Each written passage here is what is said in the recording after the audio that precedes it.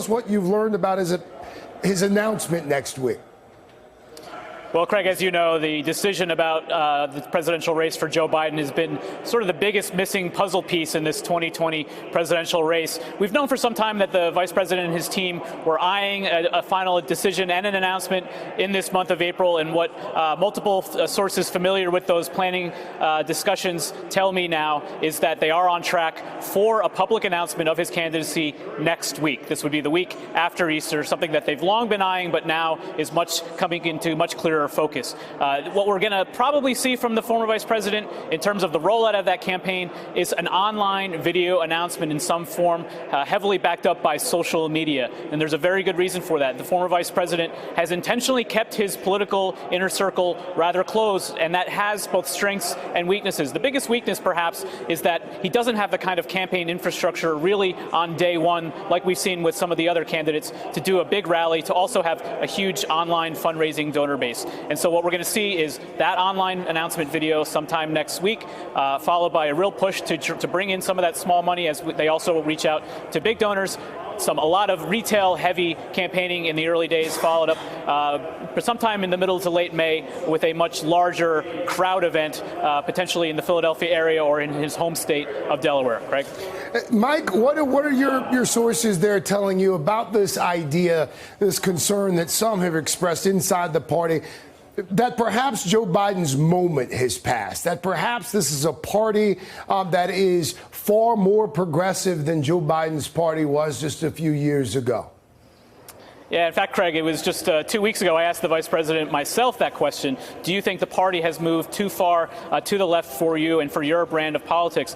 Joe Biden repeated that. He said, my brand of progressivism, I'll put my credentials up against anybody. He did acknowledge, though, if the new definition of what it means to be a progressive is a socialist, then that's not certainly where he stands. But as he put it, I'm an Obama-Biden Democrat, and I'm proud of it. And if there's anything I hear repeatedly from Biden and his team is that while we often talk a lot about the Alexandria Ocasio-Cortez, the Bernie Sanders wing of the party, where a lot of the energy and the heat and light, if it were, in terms of our discussion, is that most of the electorate in the Democratic nomination fight is much more in the middle, that they want a more middle-of-the-road candidate. They want somebody who can beat Donald Trump.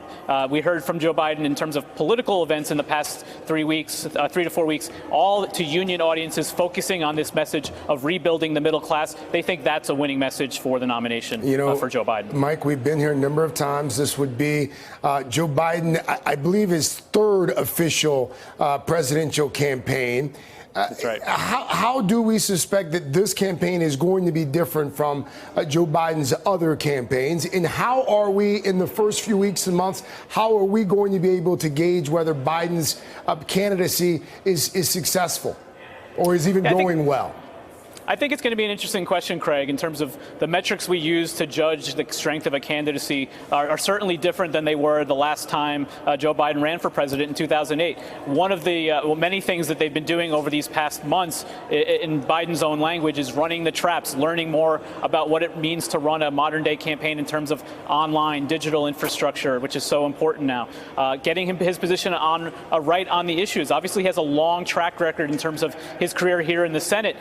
Some of which is a strength still to this day, his advocacy in terms of writing the Violence Against Women Act, his strength in terms of foreign policy as a credential. But that also brings weaknesses. Of course, his handling of the Anita Hill testimony during the Clarence Thomas confirmation hearing is going to be a major issue.